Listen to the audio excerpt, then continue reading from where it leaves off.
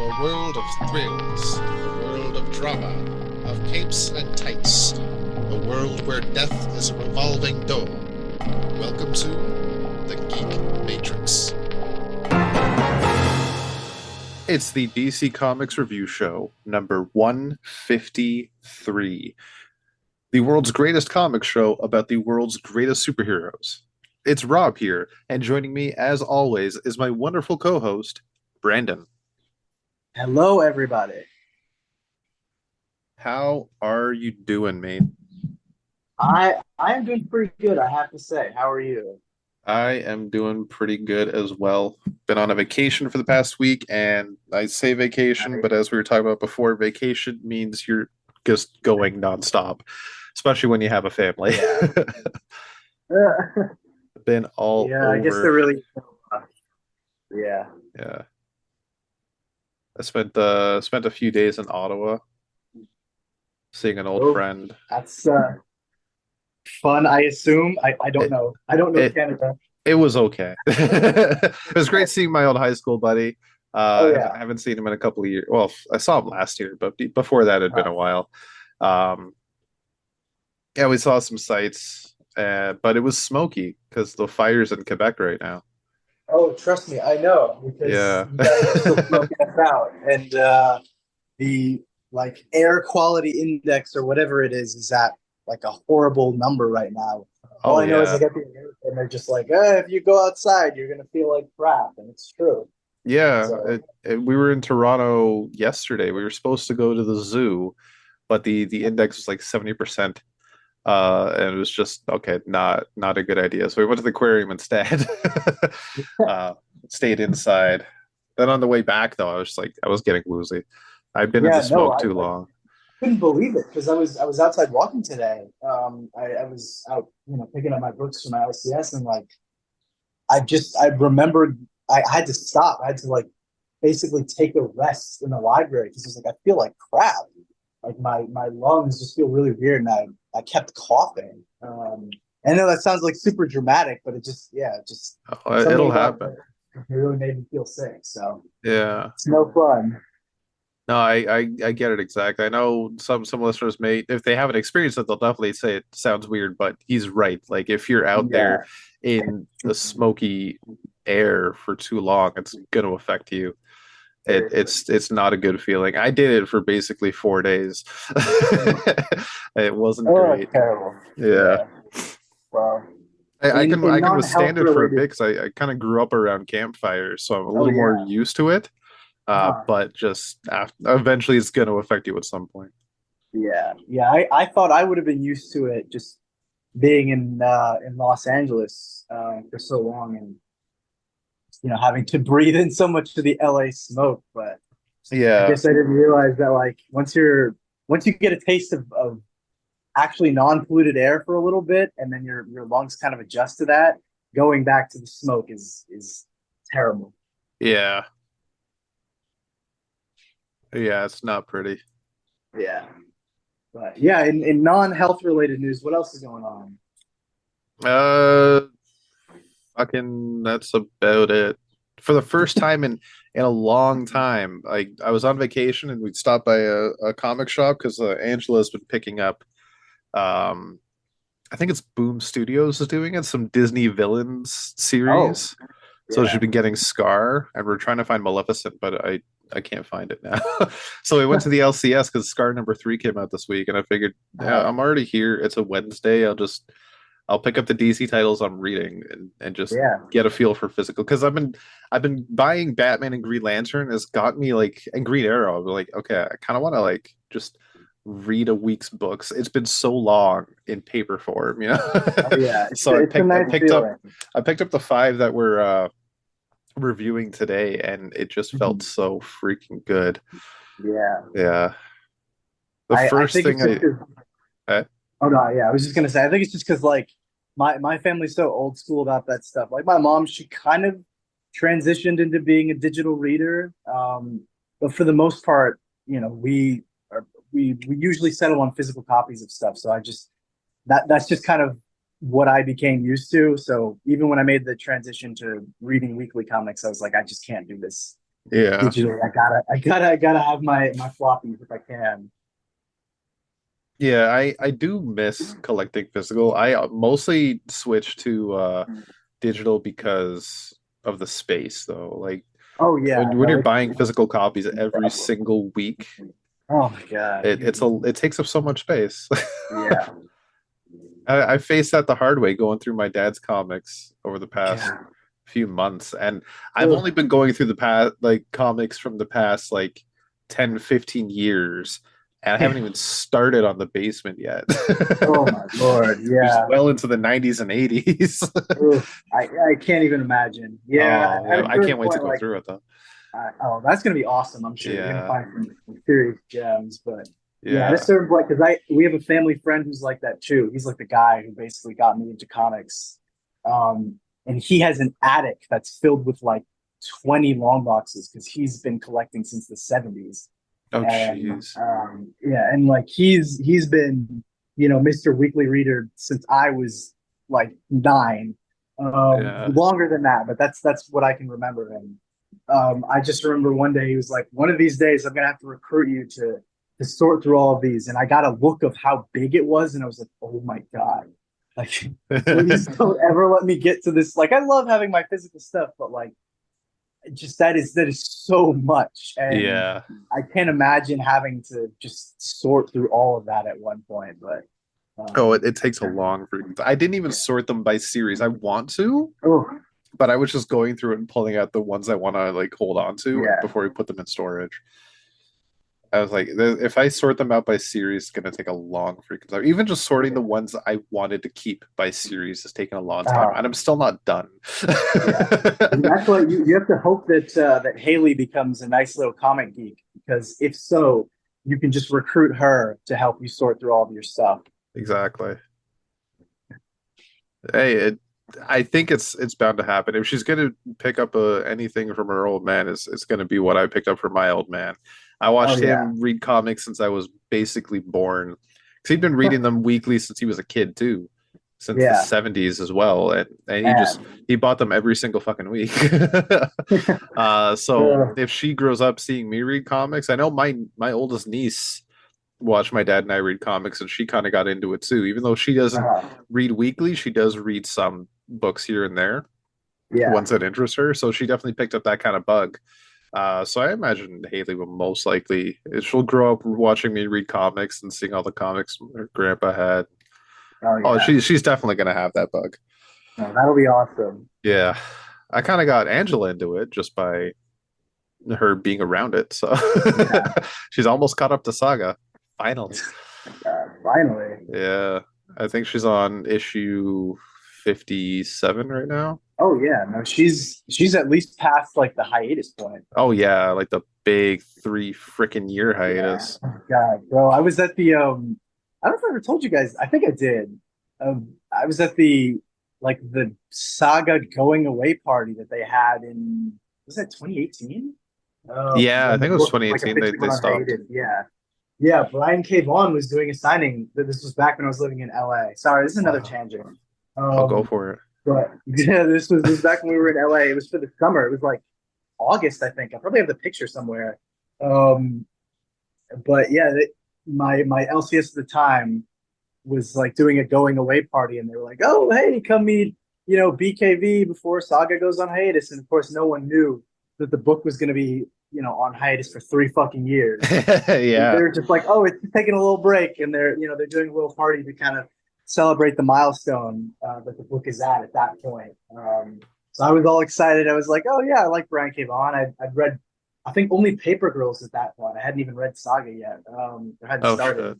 Yeah. Um, but I brought like my cute little Paper Girls trade to get signed, and then in a moment of pure jackassery, I had like unearthed like a 3 issue arc of Batman that he did in like 2000, which apparently was an audition for the main title, and he didn't get it, or Uh at least he didn't get to be the regular writer.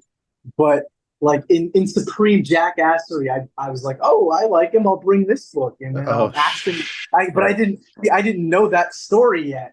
so when I went up to ask him, I was like, "Oh, hey, I thought this arc was really fun. How come you didn't keep writing Batman?" And he was like, "Oh, I didn't get the job." He was really nice about it though, but like I Oh just no. remember like I felt like such a tool. I was like, "Oh my God, I'm so sorry." Yeah, that was a fun Yeah. time. Oh man. He seems like a genuine guy that wouldn't really No, he be was he offended was by like that. really sweet about it, and I was like, "Oh, if you could write any other DC character, who would you write?" Or I was like, I think I said like, "Oh, I think you should write Green Lantern." He's like, "Oh, actually, I did." I Maybe you can read it. Like it was just yeah, Yeah. it was embarrassing, but it was cute, I guess. Yeah. I would love for him to read or write more Green Lantern.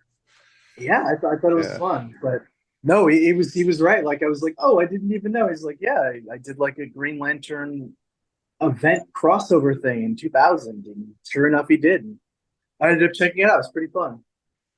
I think I got that in a trade. When I picked up the DC Universe by Brian K. Vaughan. I Yeah, it's think like I at least have a Circle bit of of that. Fire. Yeah. Yeah, Is this Circle of Fire he did? I think so. Yeah, Shit. That's yeah, been on my list to read for a while now. yeah. Because No, I remember I it. Yeah, I missed the remember it being Kyle pretty era, so fun. I gotta check that out. Yeah, no, I remember it being pretty fun. But yeah, there's a they had like everyone in the store sign some poster or banner or something that was like, "Oh, congratulations, BKV! Like you made it to 54 or whatever the is it 54 or 53? I don't remember when it It's was. 54 when it Yeah, ended. 54, something like yeah, something like that. They had like yeah, some poster, some banner. It's like, "Oh, congrats, BKV!" And somewhere on there, if anyone can find it out there, I don't even know where it would be. You'd have to probably talk to the people at Golden Apple Comics, but somewhere on there, there's a signature from 17-year-old me that says, "Congratulations, looking forward to the Green Lantern book," or something stupid like that. Look back and cringe, but it was fun at the time. Anyway, I'm sorry. We're just like totally went off script again. That's fine. Oh, that's a I understand what it's like to meet a creator and just feel awkward. Oh my god. Yeah. Yeah. Have you Believe it or read not. much more BKV since then, though?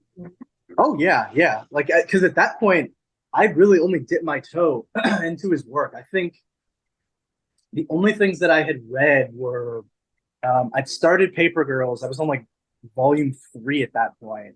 Right. I'd read Runaways and then that 3-issue arc of Batman. But he was such a nice guy, and like just people were such big fans of him, so enthusiastic that like literally the next day was when I started Why the Last Man. Right. And then from Good. there the rest was kind of history. Yeah, But that's yeah, that was no. good. I was gonna say if you haven't read Why the Last Man, you need to check it Oh out. yeah. Yeah, no, Why the Last Man was probably my favorite series of his until Ex Machina. And Right. actually that was one that your dad and I like agreed on. And I was like, He my loved man. that one. Yeah, it was like Yeah. point of pride and connection because that one for me was really something special. Yeah, that is I need to like deep dive on all of Oh yeah. Brian K. Vaughan's work. I've read most of Why the Last Man. I've read Saga. I've read Runaways. I read a couple of bits of his DC stuff, but like I gotta get more into it. Paper Girls is one that I've always wanted to read. I just haven't had a chance to get into. Oh yeah, it's Yeah. that's another one. Like they put out the compendium recently, but that's another one that you'll probably just fly right through. Like Yeah. it's I'm not gonna say it's easy to get through, because it's definitely a lot of twisting and turning because they're moving through time and dimensions and all that stuff. So obviously it's a lot of plot to follow, but it's trying to find the right way to say it. It's a good enough read that like once you start you'll want to finish. Right. So and Ex Machina is like that too. I would say even more so because that one is like I think it's only collected across 5 trades at this point, like the like kind of deluxe editions, and those ones are really easy to get through. Like you start it, and if you're into the series, you just fly right through it. Right. Um, I will say the ending. Well, it depends, but for me, the ending damn near ruined the entire series. But that's just because it did some things that I was not happy with. But that's how you know you like a book when you're that invested that it makes Exactly. you angry. Exactly. Yeah. So That'll do it. Yeah. That was me with the Rebirth Green Arrow series. Oh yeah. Yeah. No, seriously. Yeah. I was just mad that it did end. 50 issues. What a shame. Yeah. Could have gone on to more. We had But to get no. Event Leviathan. Ugh. God damn it. Don't remind me. I'm sorry. Yeah. Uh, um well, speaking of other books, I want to bring up through my Dollarama adventures, I ooh. found some trades from Oni Press called Kaiju Max.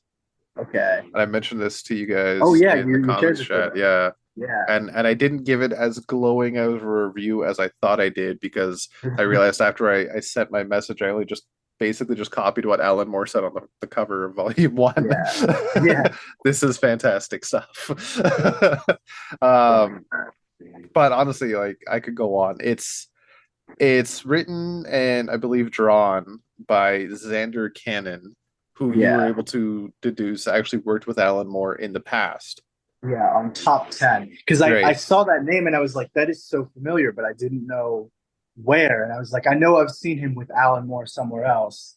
And then I was like, wait a minute. I think he was like the inker for Gene Ha on top 10. And then I think at a certain point he did like some of the top 10 spin-offs, but I don't think I read those. Right.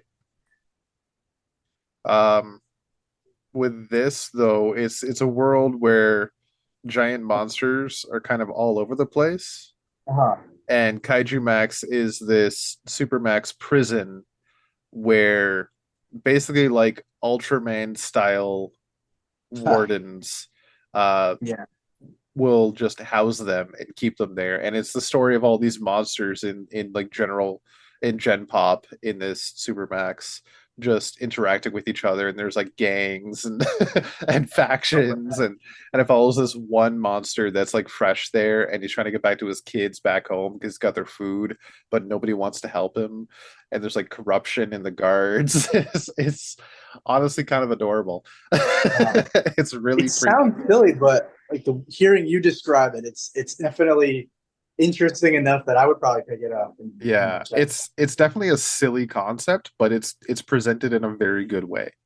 Okay, that's Yeah. cool. And each trade it's represented as a season, so it looks like it's going to be the same idea, but new characters coming in every trade. Oh, awesome. Yeah. Okay. So I've got season one, three, and five. So one, three, four, and five. What's been bugging me is all the Dollariums in my area only have season three, four, and five. I had to go to freaking Ottawa to get season one. So I don't know if That's I'm ever gonna find dedication. season two. Yeah. Yeah. Did you ever read Ultra Mega? That doesn't sound familiar, you know. It was this book by James Herron. It's from Image Comics, and it was like, I mean, it's a different premise, but it also involves kaiju, and I think it was sort of like basically a city that was overrun by various kaijus, and then the Ultra Mega kind of steps in to save the rest of the city. I think it was like three people make up the Ultra Mega. I got to reread that Ultra one, Mega. but that was another one that was like when you were kind of talking about the kaiju and just this prison that's filled with them. It kind of made me think about that for some reason, just like a society that just has kaiju's there. I mean, so funny you mentioned that because I'm looking at images of Ultra Mega now. The the giant warriors that the wardens and guards turn into look a lot like Uh, Ultra Mega. oh, there you Yeah, go. that's kind of funny. Yeah, Yeah, I'll check this out. That looks interesting. yeah, yeah. No, it was a cool one from what I remember, but yeah, it's another one that I also got to revisit and see how I Yeah. feel about it later. Oh, which reminds me, I think there was another book that came out this week I gotta pick up. When I went to my LCS, they only had DC. Oh, Yeah. it's And on. I went on Wednesday. They said their Marvel Oh was yeah. delayed. Yeah.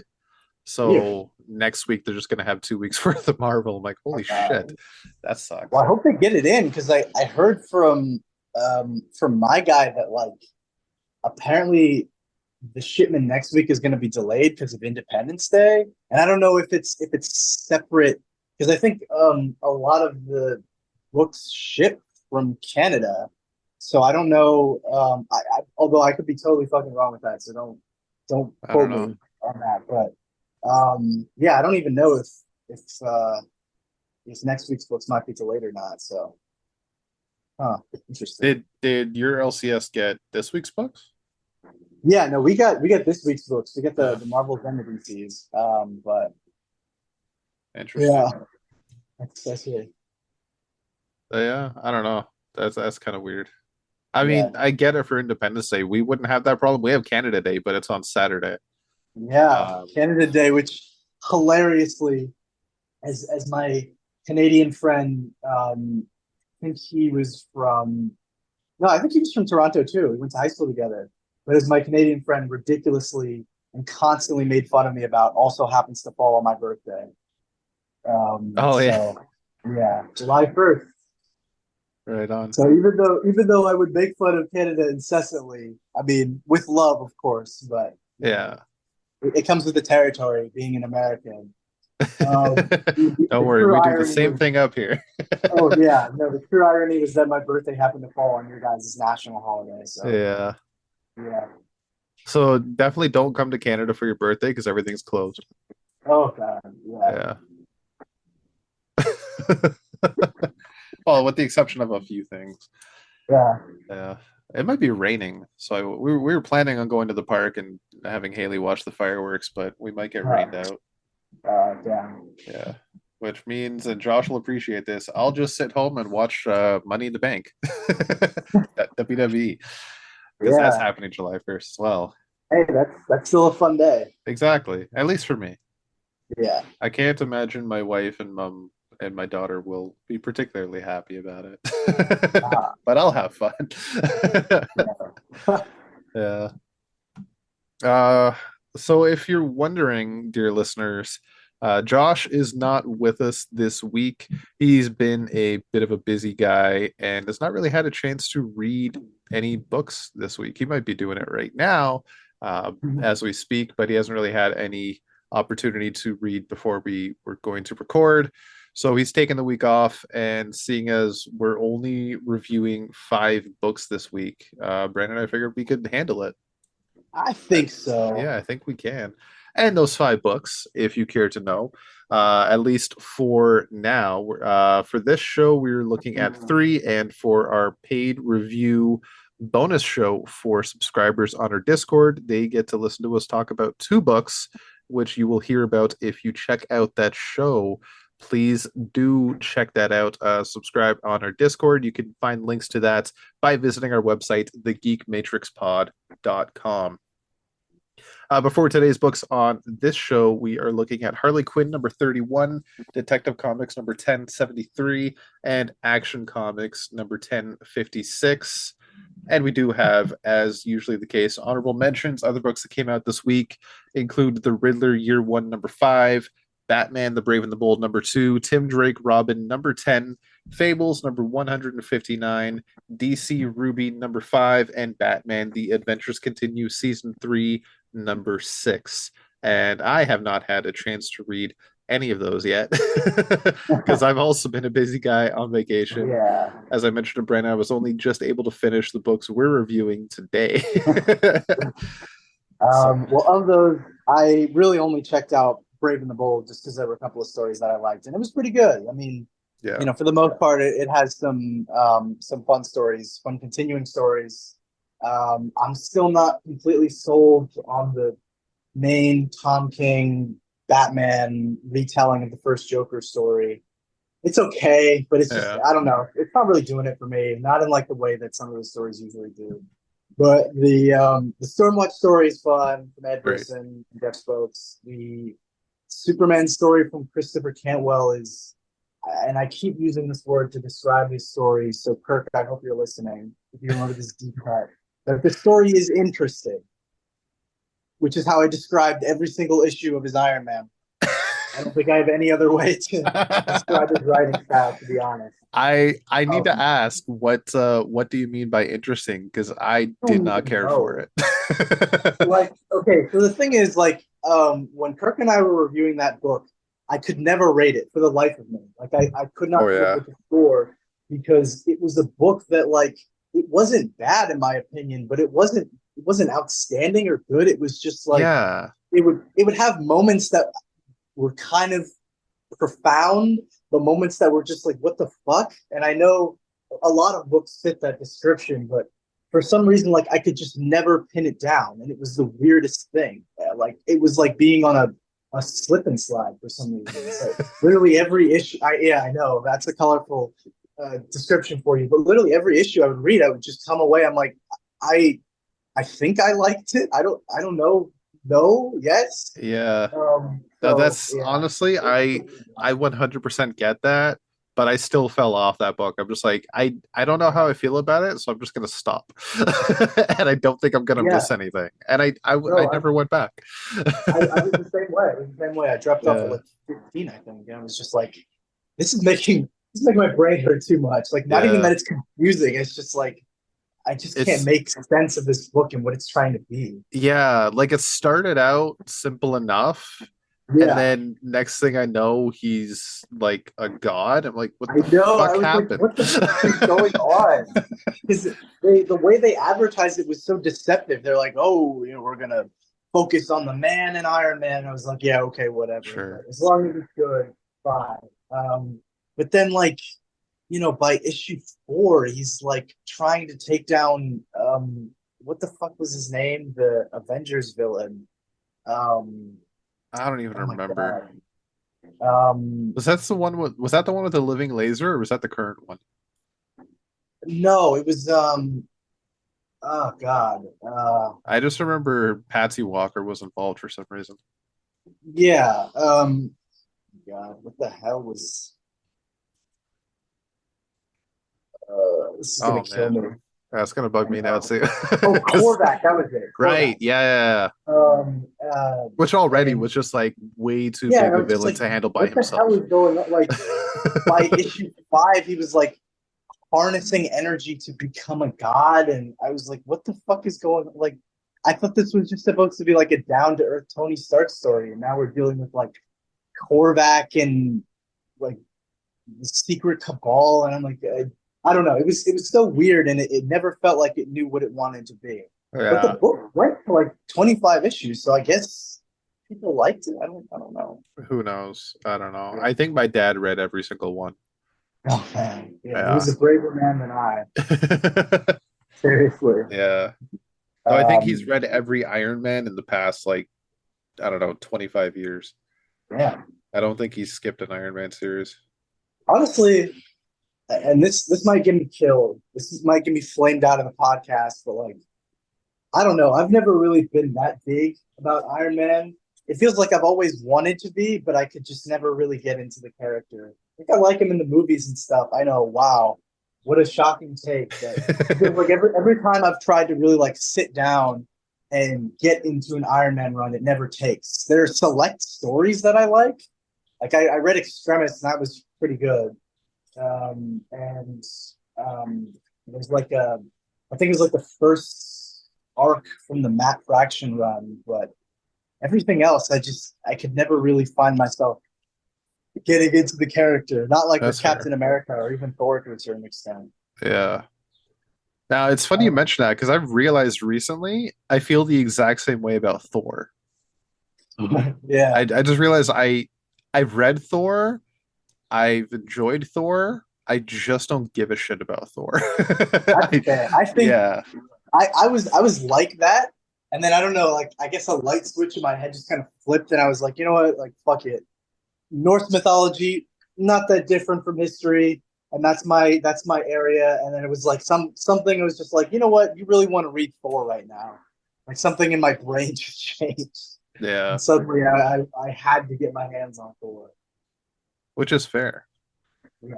Like I think it clicked when I was reading because I found also at Dollarama I found a collection of Thunderstrike issues Uh-huh. and Thor by I was gonna say Brian K. Vaughan, but not Brian K. Vaughan. Fucking Dan Jurgens. And Oh I yeah. was going through those. I'm just like, wow, it's actually kind of boring. Wait, so you actually bought it? Yeah, well, it was $5. Like Oh if yeah. I see a full trade for $5, I'm picking up a full No, trade for five I was gonna dollars. say like even yeah, even if you don't like it, like just fuck it, like just pick it up Yeah, and read like it and that's see. the perfect opportunity to try something out. That's exactly what Exactly. happened with Kaiju Max. I checked it out. I love it. Yeah. Right? I check out one of my favorite writers of all time, Dan Jurgens, writing Thor, and I was like, it's okay. Yeah. But I Yeah, mean, it's and you know, that's when I it's realized I don't really care about Thor. So I oh get yeah, why I get your feelings about Iron Man. It's like it feels like the same thing. yeah. No, because I was gonna say like it's not. I'm sure it's not a total fault of the writing. It's No, just you read it and you're like, I really don't care about Thor. Like I see that, yeah, and you're like, okay, cool. I know that now. yeah. I don't have to try. Like some of the Yeah, recent yeah, stuff has looked fantastic. I just haven't had the drive to really give a shit enough to start from the first issue. yeah. You know? It's funny because I've seen some of the art from that book. It's I know it's John Romita Jr. and I was Yeah. actually kind of curious to check it out because I was like, I mean, like I generally like Dan Jurgens' writing and like this is a John Romita Jr. that isn't as kind of like strung out as he is now in terms of art. So No, it it was could be actually good. pretty good art. It was actually pretty good art. Yeah. Yeah. So I don't know. I might check it out and see how I feel. And maybe see if I have a little more enjoyment out of that one than you did. Yeah. But dear listeners, if you are looking for a Iron Man story that is grounded down to earth and about the man in the Iron Man armor, the current Iron Man story is actually a lot like that. So Is that fun. run like pretty good so far? Because I I got to enjoy issue it. three. Yeah. Okay, yeah, because I got to issue three, and it wasn't that I stopped because I didn't like it. It was just like I kind of had too much stuff, and I was like, I'm just gonna kind of put this on pause, Yeah. maybe catch up with it in bulk later. No, I get that. Sorry, I'm just checking out. There's a hornet on my window, and I'm trying to make Oh sure it God, doesn't get yeah. inside. Oh, is it? Oh God, you know what? It's actually inside my window. Oh, okay. That's That's always not fun. good. Yeah. That's not good at all. Oh God, how am I going to deal with this? See, I can't open my window. I don't even know how it got in there. It's between the window panes. Crazy. Ugh, God. Like, Oh, I how does think that it even got out. happen? Oh, okay. So maybe I just have a gap there. Oh, I do. Weird. Okay, that's fine. Because I have my AC unit in the window Yeah. and I have the portion above it taped off. But apparently, between the outside window and the AC, there's a gap to get in. So, okay, that's not so bad. All right, nothing to worry Okay, I about. have to ask. Listeners won't be able to see this, but um, do you have a green light in your room, or is that just your computer making you look incredibly green? I Because don't I'm looking, know. I'm gonna be I'm honest with looking you. at you right now, and like you look like Green Man. Oh God, I see it. Yeah, now that I'm looking at my camera. No, I don't know why it's so green. Let me. Okay, that's okay. When I do that, no, It's like every it's time still you move freaking green. closer to the camera, yeah, you become green. That's weird. I'm not complaining. It's funny. I don't know why that. Maybe it is from the light, but my screen is all white right now because I have Google Docs open. I don't know. Maybe it's In the also because process. I have my Buy Pride flag up on the window and it's right behind the camera. So when the light Oh, shines through, the pink and purple shine on me. I don't know if maybe that's what's happening. I don't know why it would make me look green. I think we all know that this is just you revealing your alien, Yes, just I like Guy Gardner. my sister is secretly Jade. Yeah, Yeah. Though I guess that'd make me Obsidian. I don't know. I could see that, but also I don't want to see you turn into a villain. Yeah, but they ended up being good people after a while anyway. That's true. Yeah, Yeah. I don't know. That's kind of weird. yeah. Uh, But in that case, I think your dad was very much the Alan Scott of our weird little comics family that we have. yes, if not the Jay Garrick, yeah. Yeah. Shit, there was one more thing I was gonna bring up, and then that wasp kind of interrupted me. I think we talked about honorable mentions. Yeah. Oh, yeah, we were. Uh, shit. Well, I closed it. I guess we're done. Uh, Yeah. Well, that was it for honorable mentions. No, I think it was something else about Marvel I was gonna bring up. We were talking about Iron Man and Thor. oh yes, yeah. I think it was the current run. Yeah. Now I don't remember. No, the current run honestly is pretty good. I think it's like Okay. 7 issues deep right now. I'm enjoying it. As someone who really fell off Christopher Cantwell's run, like this one is Yeah, actually really good, and yeah. it is a very grounded story. I don't know how the Christopher Cantwell one ended, Uh-huh. but basically, like Tony is broke, and he's he's been ousted from his company, which I know stuff that's happened before, but it's very different here, where Yeah. he's broke because he spent the rest of his money buying up all the weapons that his company made and all sorts of other weapons in the world and storing it in a facility to just keep it off the streets. Oh, okay. Yeah. And then I'm sure that will now, play disastrously later, but oh, so far it does. yeah. Because now, like, he basically had to sell parts from his suit just to like make ends meet. And he's currently living out of one of the few warehouses he has left, and he has Yeah. No, I one suit remember left. that.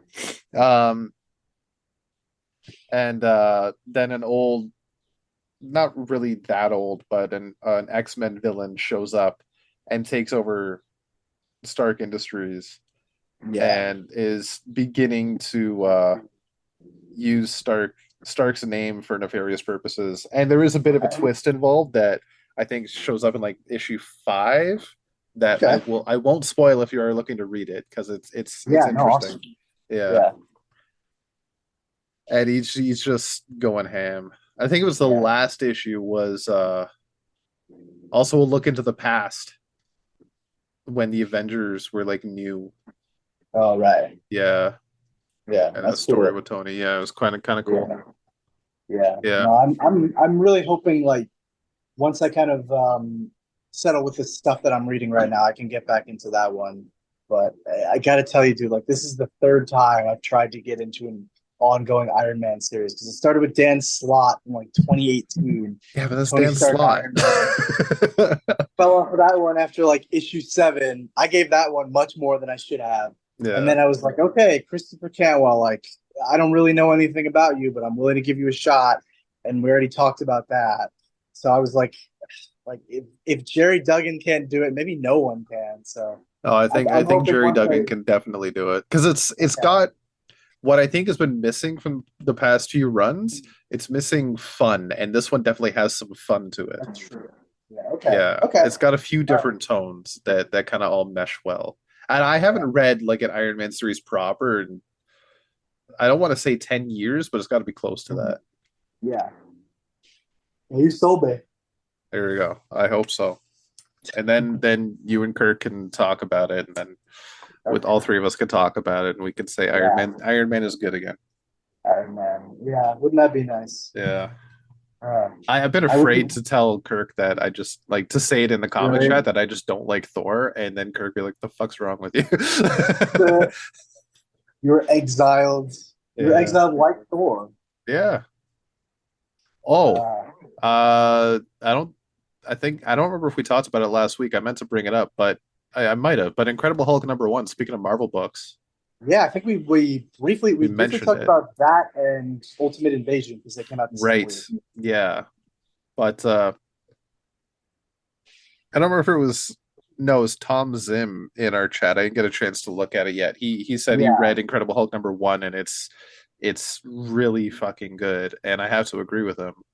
yeah, It no, it was great. yeah, uh, Philip Kennedy Johnson. I fits on this show perfectly. That name. So bringing it back to what Al Ewing did with the horror stuff and the Green Door is just so freaking choice.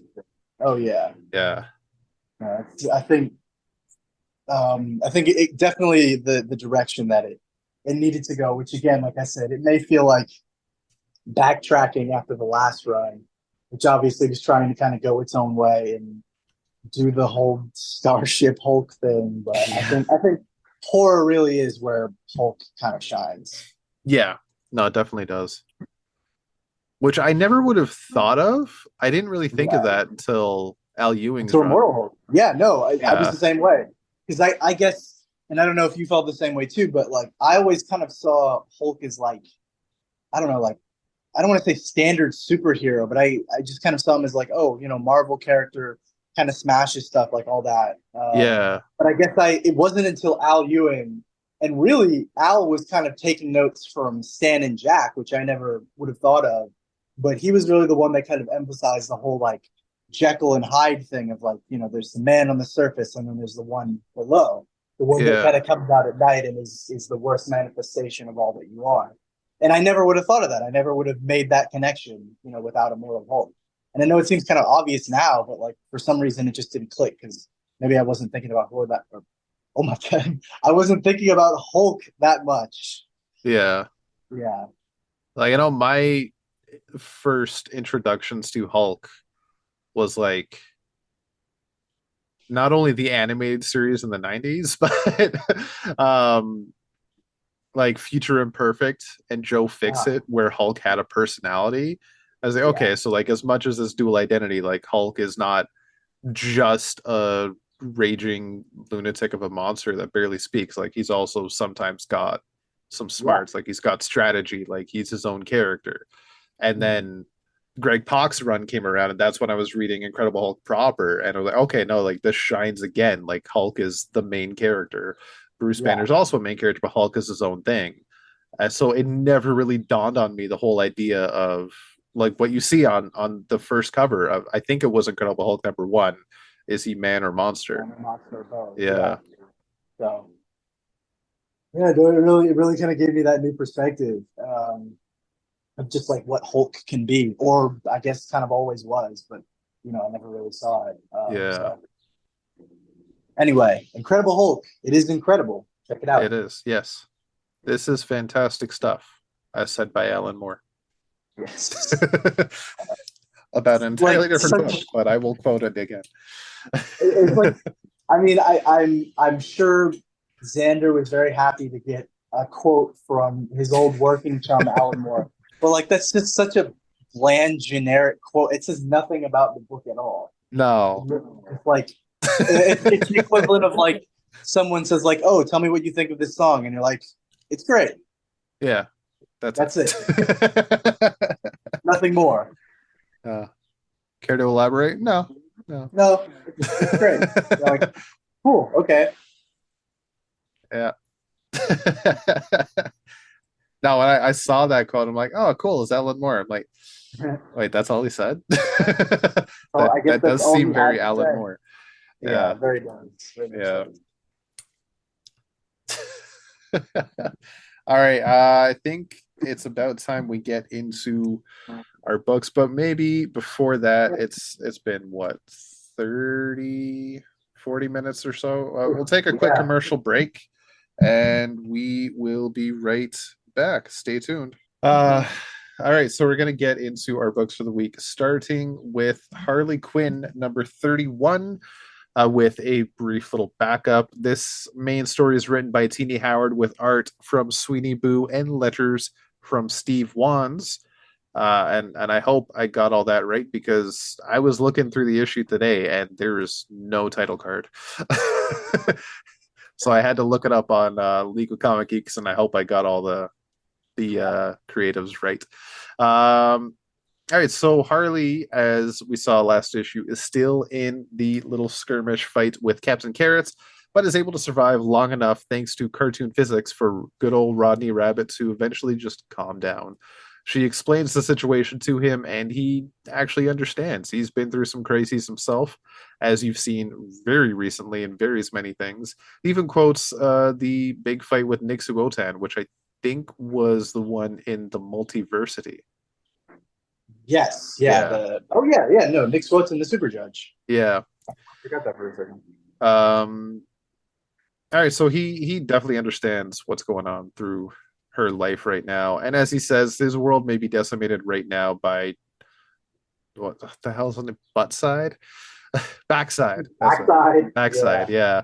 Yeah, Which Hard also to know. little quote there. He does say right after backside of all people, which isn't even the real dark side. There's only one of those. It's like, Yeah, that was a great little nod. Okay, so like that was a question mark for a lot of people last issue.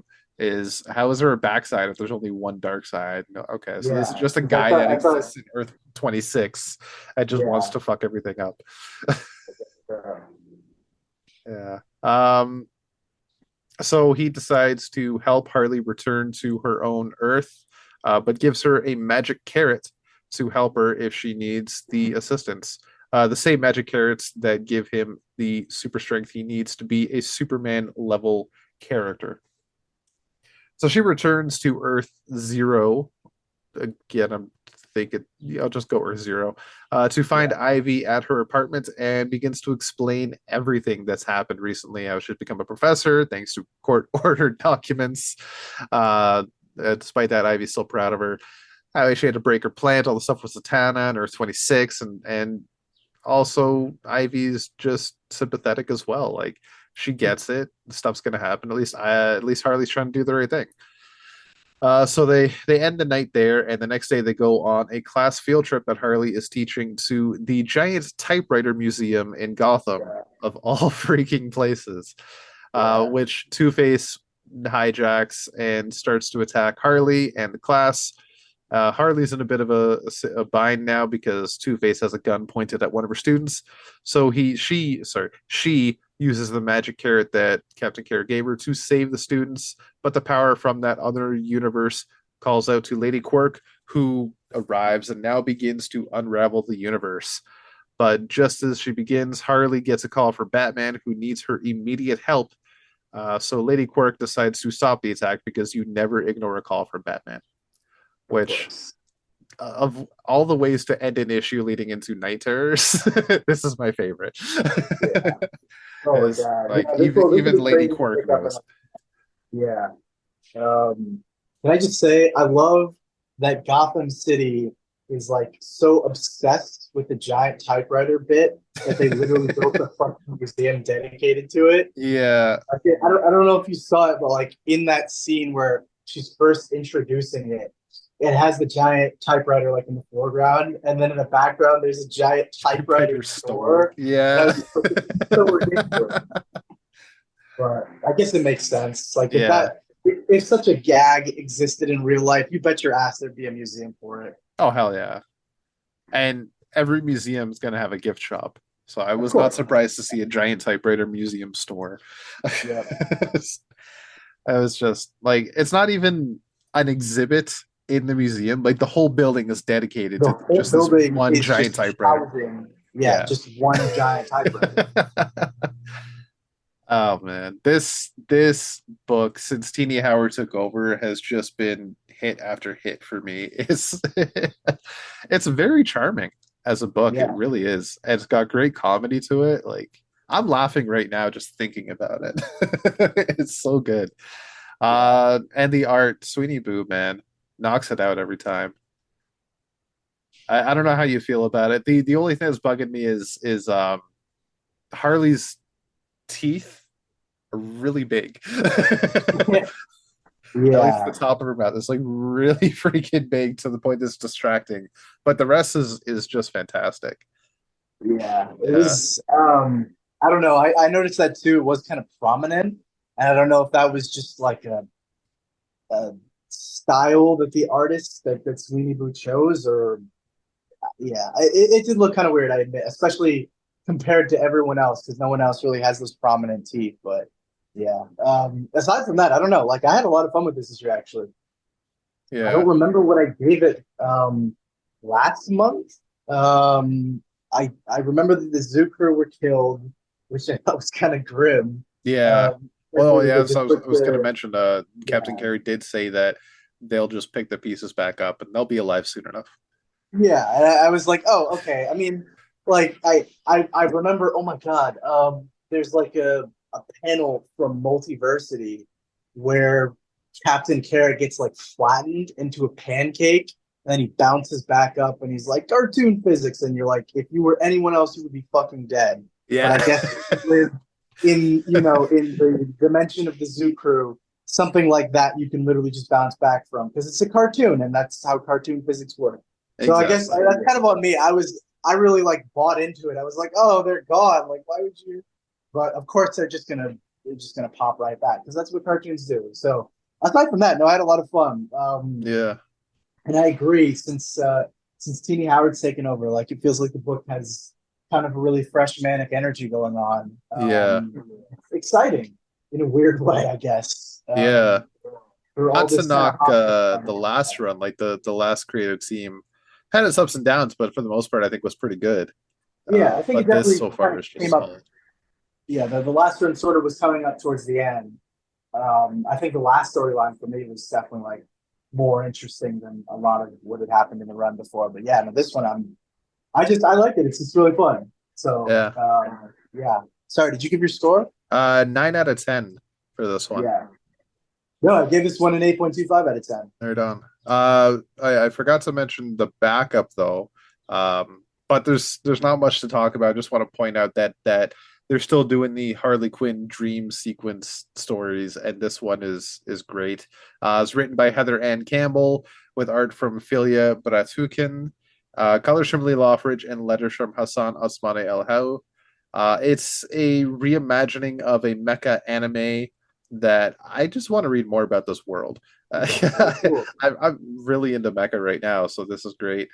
Um, I can't tell you if it's specifically a certain one, but the Mhm. title of the story definitely lends to uh, Evangelion. Yeah. Oh, Yeah, that's cool. I didn't yeah, even make that connection. yeah. It's definitely worth a check. I'm enjoying these backups though. The Harley in various different worlds is actually Yeah. really cool. No, that's awesome. All right, so now we're going to move on to our second book, which is Detective Comics number 1073, brought to us by Brandon. Yes, it is. Detective Comics 1073, brought to us by Brandon, who is me. I don't know what intro that was, but it's what we got. This is written by Ram V, yeah, with art from Ivan Reis and Goran Sudzik, inks from Danny Miki and Goran Sudzik, colors from Brad Anderson, and letters from Ariana Marr. Last issue, Organ Tower had been set to detonate, and now it's detonated. And thankfully, most of the people have been evacuated from the tower. Nightwing is to thank for that. Um, but of course, the impact of the tower being destroyed and Batman sort of being the main guilty party, as is revealed later on in the issue, does not make things great. But we cut to the underground cavern where Arzin and Batman are still sort of going head to head, with Arzin kind of talking about all the changes that are going to come to Gotham and sort of the changes that will push Bruce away in the wake of things. But as he and Arzin are sort of going back and forth, Shabad makes a speech to the people of Gotham City, sort of trying to trick them into believing that Batman was responsible for the explosion of the Organ Tower, and that he is really against the progress that the Organs are trying to build into the city. We cut over to the clock tower where Oracle is watching all of this unfold, and she gets a visit from Arclight, from the Vigil, who showed up in an earlier issue to kind of like give her more information. But now I guess he's just like fuck it. If you guys don't solve it, we're doomed. Like, it was so funny because I remember in that issue he was like, if you guys don't take care of it, we will. But I guess now he's just like I don't know. Batman doesn't solve it, we're doomed. So I guess Arclight had a change of heart. Um, but as Batman is trying to hold off everything that is coming on, um, Arzin kind of goes through an upgrade, gets the upper hand on him a little bit, and then releases an asthma, which quickly infects himself into his body. And Batman's trying to fight it all off. But while he's doing this, he's also getting, I don't know if you would call it a pep talk or more of like a convincing speech from the demon that sort of lives within him that we've been seeing teased throughout the past couple issues of this demon that's been living inside of him. And it's basically saying like, let me out, let me get control, and not only will I take care of the asthma, but I'll help you clean up the city proper. And we've seen him, kind of struggling with this offer to succumb to the darkness, but he's sort of been rejecting it through and through. And even now, he continues to do so while still fighting the asthma, but makes his way to the surface and is now just kind of making his way through Gotham City as it's falling apart in the midst of all this chaos and madness. And that's basically where this main story ends. I don't know. How did you feel about this one? I'm curious.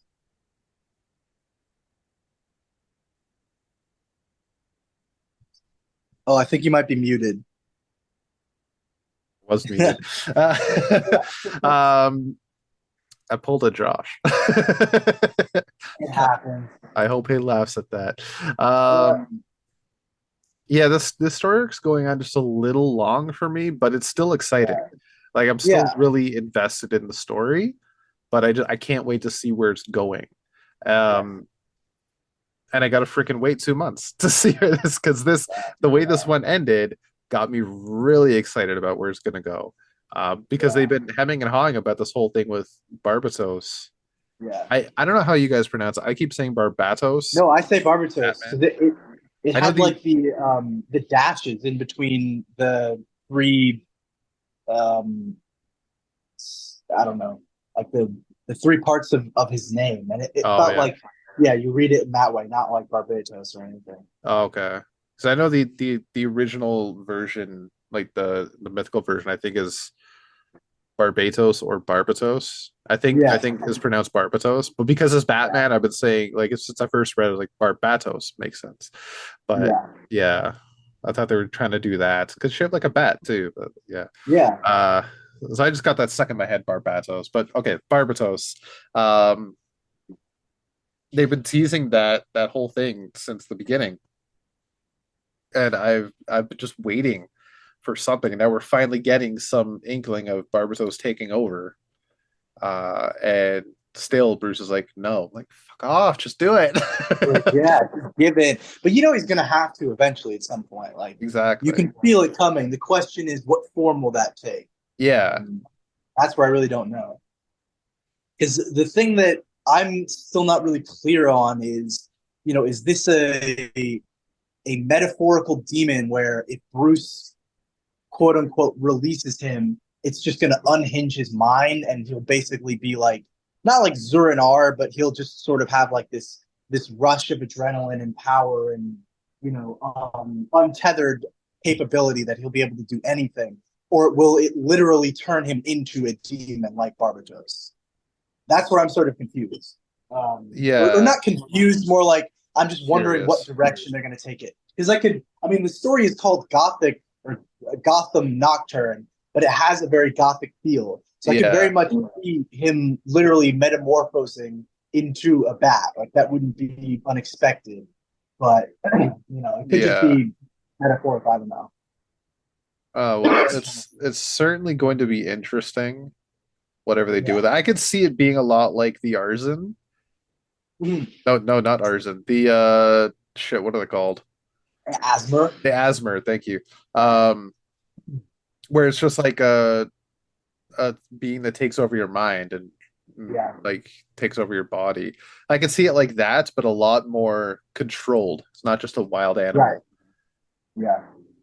So, um, at least that's the vibe I got when they were showing at the end, like inside Bruce's mind, there was Barbatos and there was the Asmer, and they were about ready to Uh-huh. like fight over Bruce's mind. Yeah. Yeah. It's gonna be interesting, and I think yeah, the only way Bruce is gonna get out of this is to let Barbatos in, because at Yeah. this point he's kind of fucked. Pretty much. Like, he Yeah, literally has an asthma in him. I forget how they say you can unchain an asthma from your mind. I wasn't don't it even, cold? was it, well, cold, yeah, cold kills it, but I think cold kills it before it attaches itself to you. Oh, okay. Because remember, in the Two-Face backup, it was tethered to Two-Face, but I think the only way that he was able to Oh defeat yeah, it was with his other persona. So I don't even know right. how Bruce would be able to do that. Well, That's an interesting. that's the key then. That's the whole reason they had that backup Yeah, was to say like, okay, so an alternate personality, if the Asper's tied to Harvey Dent, it's not tied to Two-Face. And the same right. Yeah, idea, the Asper's tied to Bruce Wayne, but it's not tied to Barbatos. yeah. Yeah. But if Rom V and Chip Starsky were communicating, they could just say it's not tied to Zur and R. Yeah, because I've been thinking that too, Yeah. but yeah, I don't know. I feel like Rob V kind of wants to do his own story, not really tie too much into the other books. So it's Yeah. probably yeah, like we've set up this other demon that's living within Bruce's soul that has maybe been with him since childhood. Like, yeah, we'll have that kind of be the other personality that will help him wrestle the asthma from his mind. Yeah. It's certainly interesting. It is Yeah, getting very serious now though. Like yeah, it was serious before, but it's taken to a whole new level. yeah. I But don't yeah, know. no, I mean it was a solid read for sure. But Yeah. I think I'm definitely in the same camp as you. I'm just kind of like I'm invested, but at this point, like you don't have to keep pitching me on the idea. Like let's just kind of get to that point, that Yeah. that big dramatic point, and then continue from there. Yeah. Like the Warworld saga was one thing where it just Yeah. kept going and that was fine and all, but Uh, it certainly didn't overstay its welcome. yeah. Yeah. And like this is almost getting to that point, I think. Oh yeah. Or just, it feels like it hasn't really progressed. Yeah. Which, I mean, I'm sure like once this story is wrapped, it'll be a satisfying read in a whole, in like a big complete story. But yeah, it's kind of hard when you're reading it month to month, and the progression is really kind of slowed down. Yeah. Like that's the problem with certain stories. Like they read a lot differently in a collection. Yeah. And it'll be a fantastic read in a collected edition. Right. But like you just said, it's like really slow month to month. So it's Yeah. this is definitely going to be a story that's better to read as a collected edition. I think you're right. Oh, I'm sure. Yeah. But Yeah, where also you could keep just in keep mind the going. fact that yeah, we're reading like 20 to 25 DC books a month, not counting the other books that you're reading as well. And you're trying to Exactly. kind of keep track of those plots. So Yeah. stuff is kind of getting lost. And yeah, I have to remind myself of that sometimes where I'm just like, why can't I remember this? I'm like, well, I'm reading like 25 other books. Like, of course, I'm not going to know every single plot detail of some of the books that, are moving a little bit slower. So Yeah. yeah, Like but at least with Detective Comics, I've been losing track about like the chapters and acts and whatnot. yeah, So I've been forgetting how many issues it's been, but I'm trying to remember based on the backups. So right. there was the Two-Face backup, and there was two backups with the boy, maybe three Yeah, backups. um, there was three. Well, there was one that told a three-part story. So Right, across his three. intro. Yeah, then there was the Two-Face story that followed that. I Yeah. think there was like one more Jim Gordon story, basically. It sort of acted like a coda to the Yeah. previous one. The And that Mr. also Freeze, featured the boy. yes, yeah. The Mr. Freeze story And then there was with the that. boy, and then I And think, now yeah, this now with with Rachel Ghoul. with Rachel Gould and Or Prince maybe not Arson. Rachel, with Arzen. Yeah, with Arson. Yeah. So I mean, and I think all the backups have been at least three parts. Yeah, So it's yeah, we're up to 14 issues now. It feels yeah, like for sure. so it's getting there. Yeah, slowly but surely. But Yeah. speaking of the But back, 14 issues of one story arc is yeah, where it's it feels like it hasn't progressed. Just no matter yeah, how good it is, it's just yeah, it's you just a bit need it long. to Yeah, people are talking about I know we've talked about even like Nightwing just being slow, but yeah, this is yeah, just as slow. Yeah. But it's still yeah, good. That's the thing. That's why it scored an 8.75 yeah. for me. Well, yeah, I think at least with Nightwing, for me, the complaint, at least sometimes, was just I mean, it was taking a while to get to its stories, but it also just felt directionless occasionally. Like it was like, again, I go back to the car analogy. Like we're driving in a car and there's a destination in mind, but we're just kind of turning all over the place. And every so often I'm like, hey, Tom, where are we going? And he's like, we're Yeah. going somewhere. We're Yeah. just taking a long way to get there. We're going to take a couple of detours. And I'm like, do you know where we're going? And he's like, I don't know, but I think we're going to get there eventually. Again, all 20,000 of us fitting in our hatchback or whatever. But with this, like, you kind of know where the destination is and you Yeah. know you're going to head there. It's just taking a long time to get there. But like, it's reinforcing what that is. With that, it's just like every couple of months, there'll be a Heartless reference. And I guess in our car analogy, that would be like, every couple of months we see like a highway sign that says we're 30 miles out, but then Tom takes like a right turn off the highway or something, and we're in like some ghost town, and he's like, okay, I guess we're going to get back to where we're going. I don't know where I'm really going with this analogy. I think it made more sense in my head. But the point is, um, It still it's makes similar, sense. but a little bit different. The fact that you Uh, even got to the point where you're like, I don't know where I'm going with this. I was thinking, neither does Tom Taylor. Yeah, exactly, exactly. Yeah. Yeah. Which I mean, on a road trip, like sometimes that can be fun. Like, oh, we're just kind of out driving and having fun, and seeing the land. But after a certain point, you got to go somewhere. You Yeah. can't just be in the car forever, wandering aimlessly until you run out of gas. And Exactly. gas in this analogy is like time on the book. Yeah. So anyway, well, we have one short little backup. As we mentioned, this is part two of the Arson story that we started last month, Things That Must Die, written by Dan Waters with art from Stefano Raphael, colors from Lee Lowridge, and letters from Steve Wands. This one is pretty quick, but basically just continues after the death of Asim at the hands, supposedly, of Ra's al Ghul soldiers. And Arzin is sort of at the mercy of the guards who are obviously trying to kill him as well. But thankfully, he's spirited away by Shavad, while some of Queen Daria and the Orgum's soldiers are trying to fight off the rest of them. They are able to dispatch two, but there's one that gets away.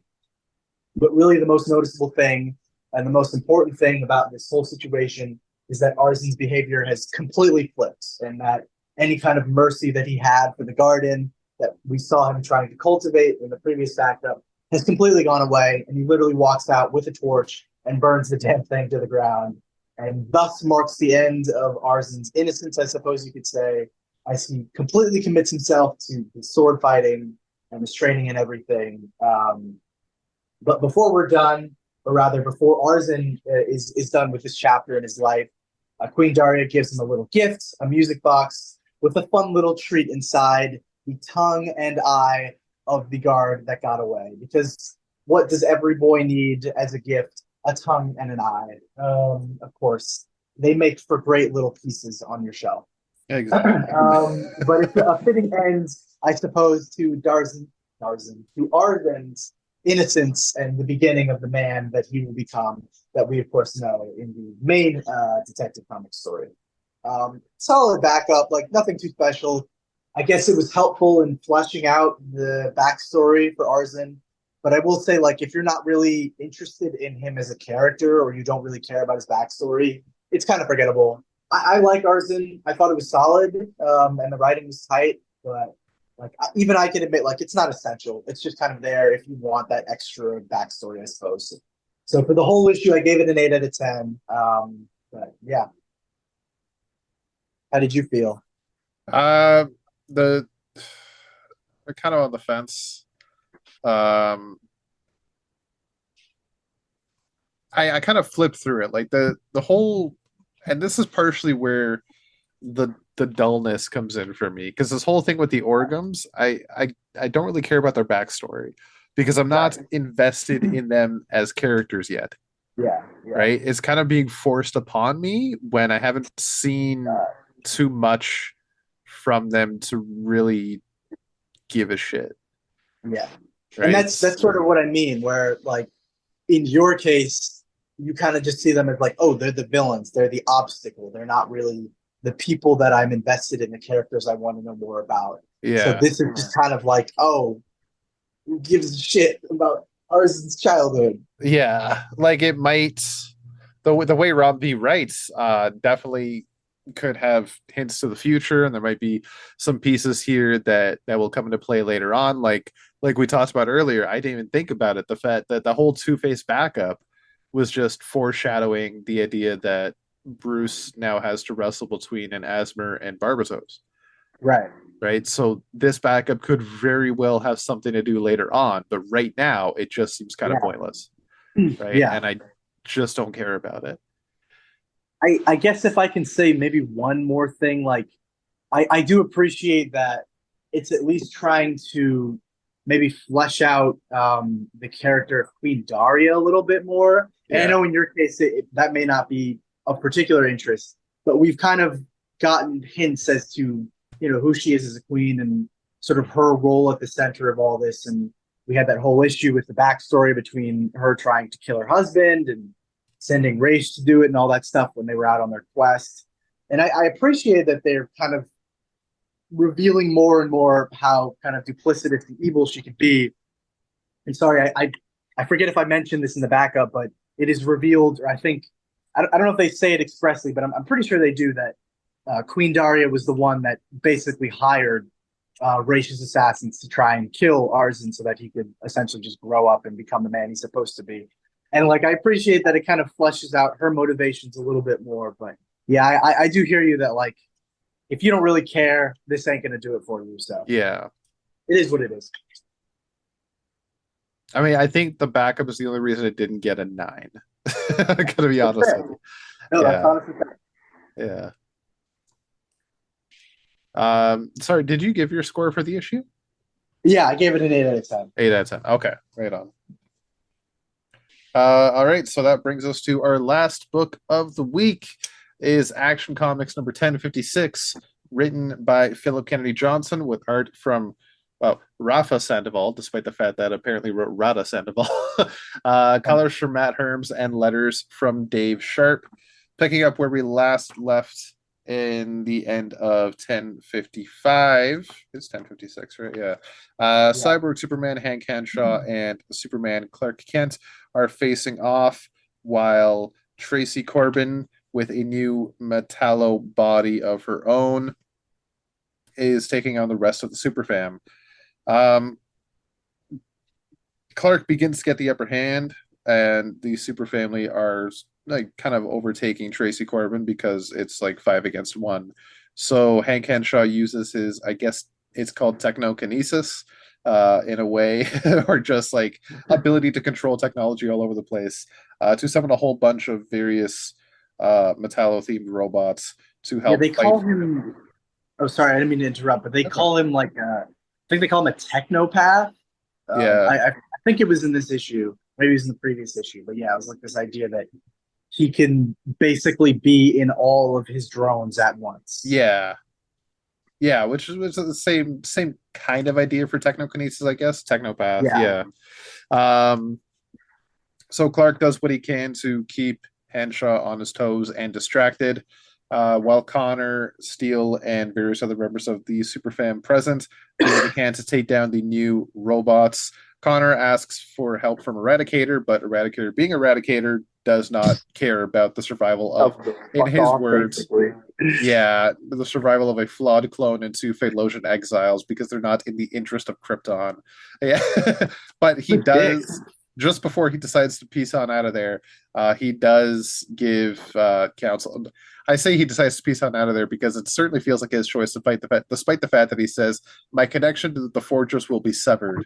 Sure, Sure. Well, the that's fact that the he's made it, yeah, I'm like the fact that he's made it this far and he's still yeah. functioning, like that seems like a very convenient time to just crap out. Yeah, that's the mid fight equivalent of the signal's getting choppy. Yeah, Uh, you're breaking up. yeah. Like we're going through a tunnel. Oh, Yeah, I yeah, can't carry. Oh, and then you hang up. Yeah, that's that's basically eradicated right now. But he did offer a bit of advice with Henshaw's constructs, basically hinting that not even hinting, more just like outright telling Connor, use your tactile telekinesis to disrupt his electrical signals, and that'll fuck up the robots. So Connor does just that. Henshaw gets word of it, or makes notice of it, and tells Tracy Corbin to just like fuck everyone up. So Tracy attacks Connor directly. Steele comes in, whacks her twice with the hammer, and John Corbin gets a little pissed off, punches out Steele, goes to save Tracy. But then Hank Henshaw realizes Tracy failed, says, "Oh, you're a disappointment," and just heat visions her right in the head. So Brutal. now Corbin is pissed off at Cyborg Superman, goes after Henshaw. They duke it out. And Corbin actually gets the upper hand and tears Henshaw in half, which severs the connection completely with all of the drones, including the ones in Metropolis, in A Town, that the rest of the Super Bam are fighting. And Keenan hears actually a heartbeat in one of them, so he races off to somewhere we don't really know, probably Star Labs, to try and save at least one of the people that were taken over. Uh, Tracy is down for the count, and John Corbin is very upset. Um, but Superman does what he can, takes everyone back to Star Labs, and they're able to rebuild Tracy in a new body as well as John Corbin, and it's a lot like John's original body. It's like complete with fake flesh with metallic undertones. They look human even though they're not, and Tracy is just not dealing well with it. But John will be there with her in, oh, it's not even Star Labs, sorry, it's Steelworks Tower, to Mhm. just be there for her. Later on that night in the Blue Earth headquarters, which looks like a church straight out of Gotham, uh, the various members of Blue Earth are basically talking about how the Super Family are winning, and they need to step up their game. But then the person that started the Blue Earth movement shows up, a woman I do not recognize, but I feel I should, and I hope you do, Brandon. I Uh, think she might be a new character, but I could be wrong because I didn't okay, recognize her. fair enough. Very goth inspired, it looks like. Yeah. Um, Basically has a new plan that basically is going to shine Superman as a mass murderer, and the Blue Earth Society is going to be the one to save the day. But that doesn't happen in next month. It happens in September because next month is Night Terrors. Yeah. Yay. But I will say, I mean, despite the fact that it kind of ends on not so much a cliffhanger, but set up for the next arc, there's at least a conclusion to this story. Hmm. Unlike Green fucking Lantern, which literally ended with a cliffhanger that leads into Night Terrors, but also like everything that book has been setting up between Hal and Carol and Ferris and all that stuff in the ring is being put on pause. So Yeah. yeah, it could be worse. Yeah. Like Detective Comics kind of left on a cliffhanger as well Yeah. for 2 months. Oh yeah, very much. Harley technically, even though they kind of wrapped that up very neatly with all the cartoon Harley physics you can imagine. So at least it was recognized to be just kind of put on pause, and they were just like, okay, no, time out. I got to go deal with this other thing. Like that, I appreciate. But you're right. Like stuff with Green Lantern, it's just like we're right in the middle of a fucking story. Did animation. But yeah, no, I mean, at least this came to, I think, a fairly solid conclusion. So Yeah, I'm happy. yeah. At least, yeah. It got to a point where they could pause it properly. Yeah. Yeah, and honestly, it was quite good. Like they go on to talk later on, while John and Tracy are at Steelworks. Superman, I don't remember who he was talking to. I want to say it was Lana, um, Uh, about the good he did, and he definitely thinks that John is going to be a good person someday. He definitely thinks that John Corbin could be and is a good person, and that yeah. he will shine a different light other than green out of his chest. Yeah. He even says John Corbin's going to surprise us someday. So that definitely feels like Johnson's got some stuff up a sleeve for Metallo later on.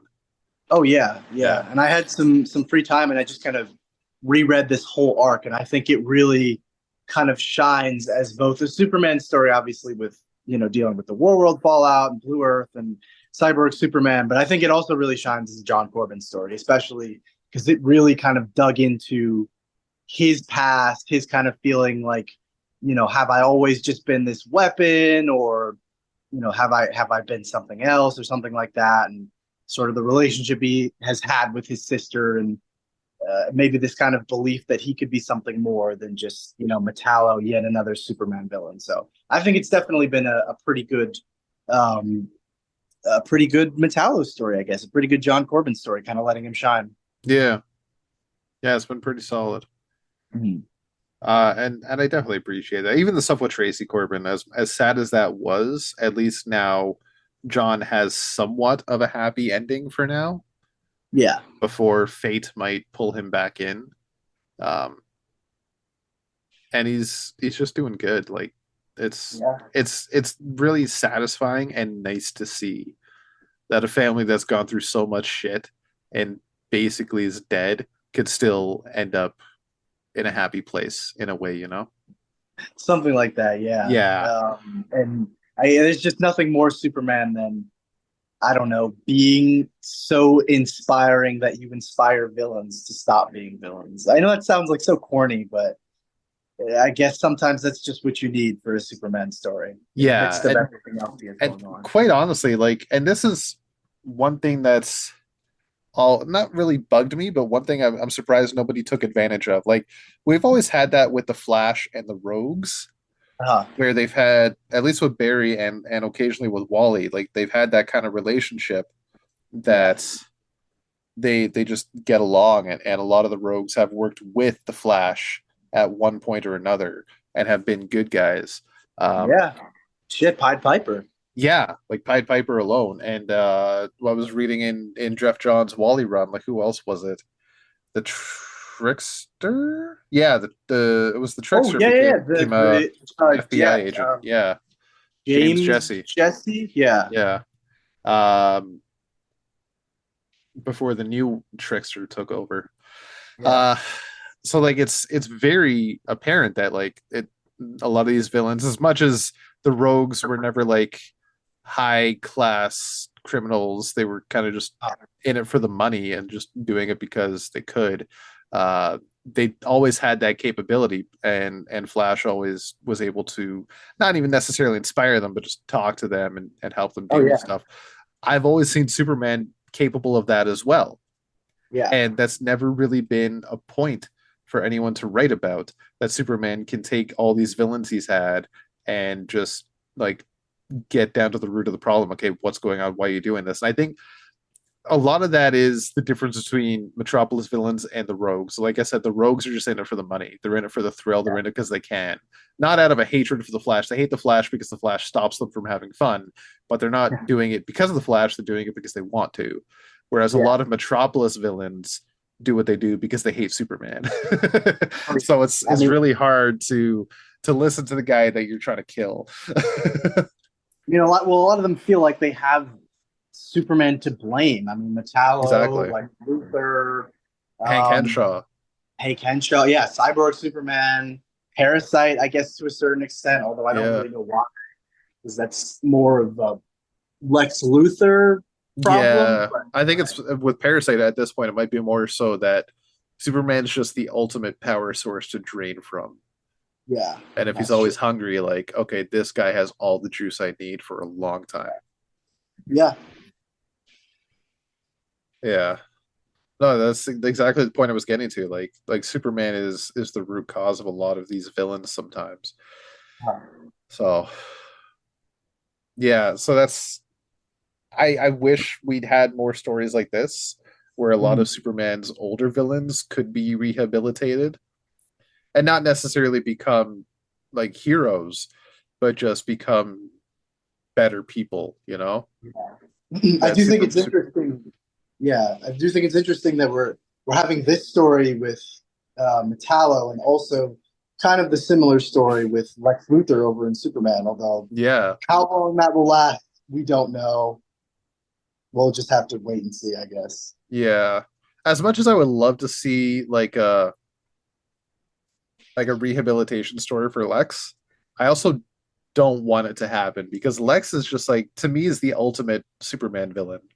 It's true, yeah. Yeah. And when Lex is kind of like in his villain attitude, it's usually when he's the most entertaining. Yeah. Um, well, yeah, that's true. But also, like, I do remember during Rebirth that brief period when he was sort of acting as Superman too, and Yeah. like still had the Luther attitude, but he was doing good, and like that was that was entertaining to see. And Yeah. then he was like on the just. I think this was before that, like during the New 52, he was on the Justice League too, and that was kind of entertaining to read. So like it can work, but I definitely hear you. Like I feel like Lex is probably his most entertaining when he's also a villain. But I don't necessarily mind seeing him try and work towards good a little bit more. Yeah.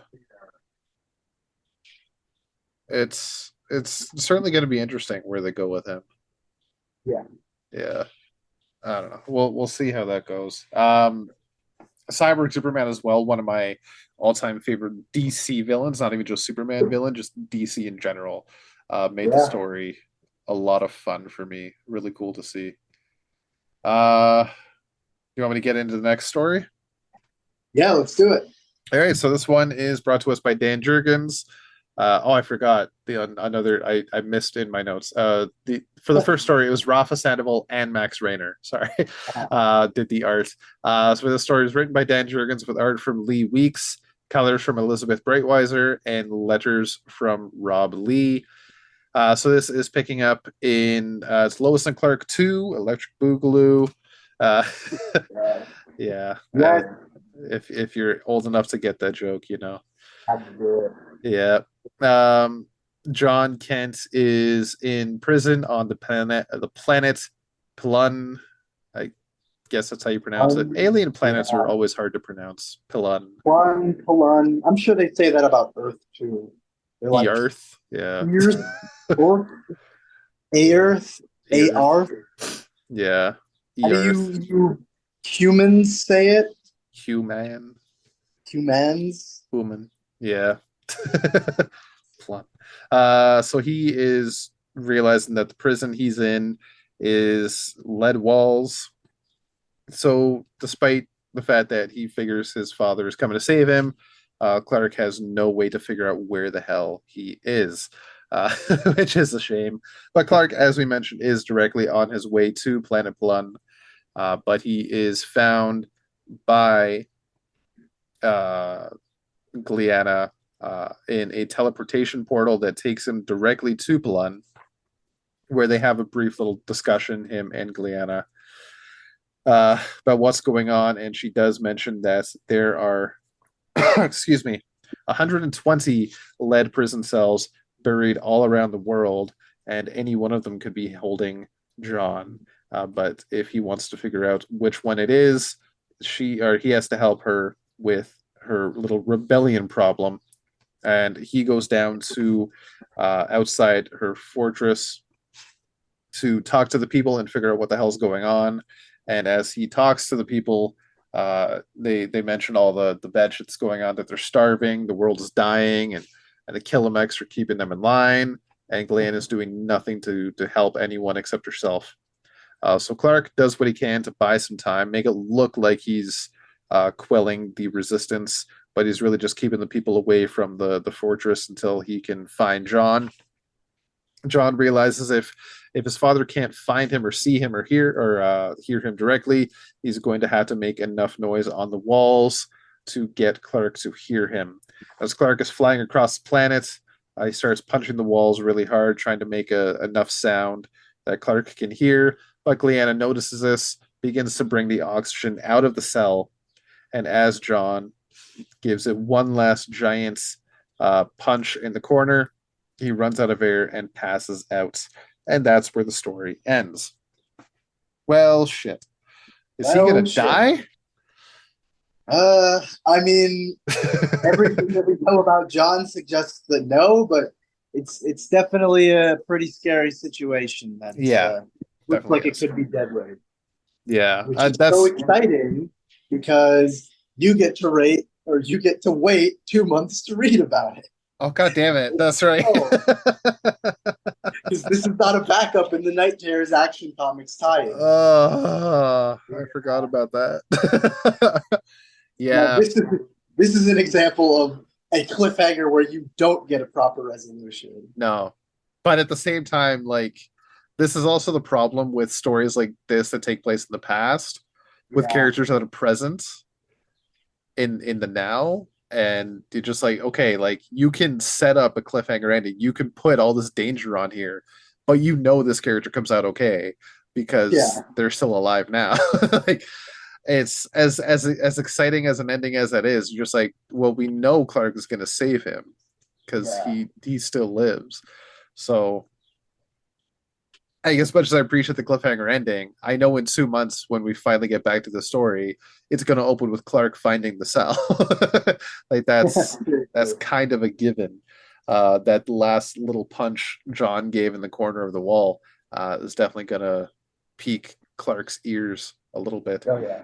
So it'll probably be the last part of the story too. I imagine there can't be much Mhm. more. They might go to 8 parts, but we'll see. Yeah. Either way, though, I'm still enjoying this little skirmish into the past.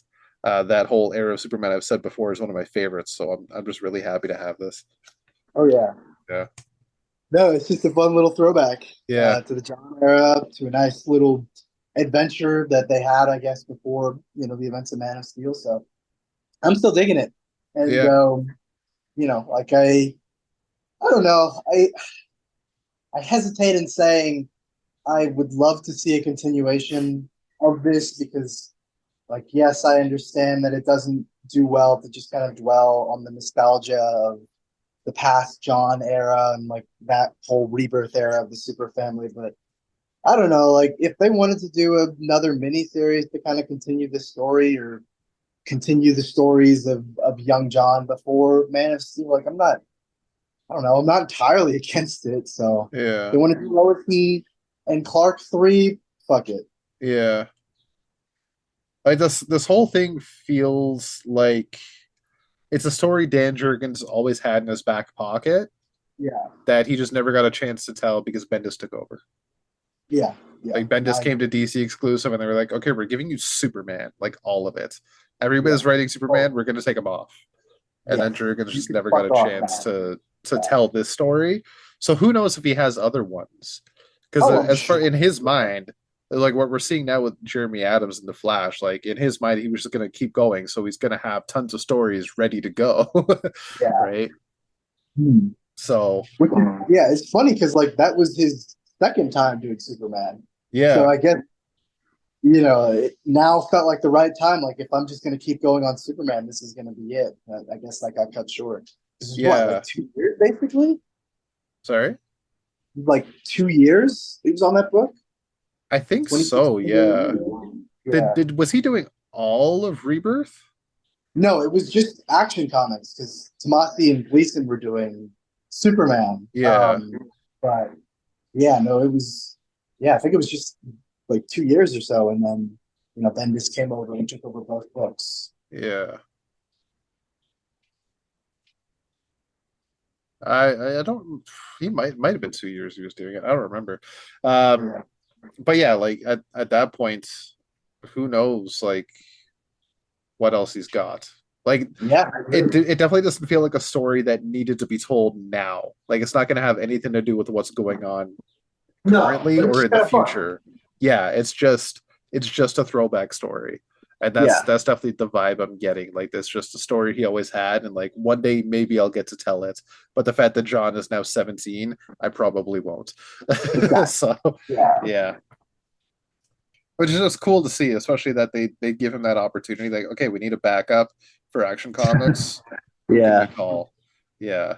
So I told you in my NYCC recap or whatever the hell it was, like 6 months ago. I don't even know. It feels like so long ago at this point. But the moment they announced that, like the whole room I feel like I'm exaggerating, but I'm not. Like genuinely, like the whole room was like, "Oh yeah," and there was applause, and like you think someone just won a medal or something. Like literally, all he said was like, "Oh, I'm doing more adventures with Kid John," and the whole world was like, "We defeated the Empire. Let's Yeah. celebrate." Crazy. So yeah, I guess Yeah, people are still jazzed up about that. I get it. I would be too. Yeah, Yeah. yeah. Yeah. And honestly, like it's not a top tier story, I'll admit, No, but no, it's but still nice to see. fun. Yeah, Yeah. like I'm not complaining. I'm having a good time, and I don't know when the last chapter of this will be, but I'm just gonna keep enjoying it while it's here. Yeah. It's like if Tomasi had another Super Sun story, just like Oh yeah, yeah, just totally. give it to me. Like I don't care if Like it's bad, I want it. I'll take it. Yeah, I'm fine. exactly. All right, and our last story, last backup for the week, is the conclusion to the Steelworks story, with featuring Steel and Steel. If that wasn't a hint enough, Steel and picking steel. yeah, Steel and Steel. Picking up where we left off, Mr. Terrific has barged into John Henry Irons' office, basically saying you made a mistake, Mr. Henry Irons, or no, John, yeah, Mr. Irons. Um, but it's not necessarily what you think. It's a bit more of a friendly visit than a nefarious one, despite the fact that they do have a bit of a sparring match, and it ends in a double knockout. In a way, they both punch each other in the face at the same time, and then they just have a laugh. Yeah.